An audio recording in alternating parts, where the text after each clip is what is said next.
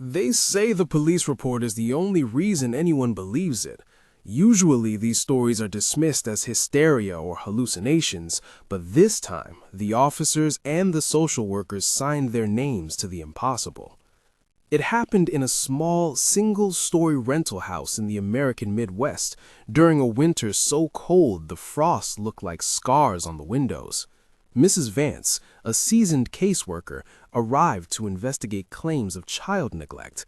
She was a woman of logic, prepared for dirty laundry and empty fridges, not the smell of sulfur that hit her the moment she crossed the threshold. There were flies everywhere on the porch, thousands of them, sluggish and heavy, clustering in the dead of winter. Inside, the mother wasn't abusive, she was terrified. She huddled in the corner, whispering that something lived in the shadows of the basement.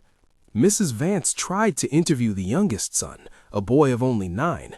He sat on the edge of the sofa, his eyes rolling back until only the whites showed. A voice that did not belong to a child, a voice deep, guttural, and ancient, erupted from his throat.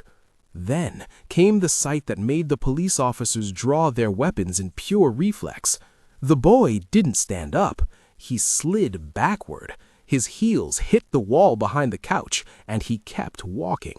He walked backward up the vertical wall, defying gravity, his body rigid as a board. He reached the ceiling and flipped over, crouching there like a spider, glaring down at the adults with a malice that froze the blood in their veins.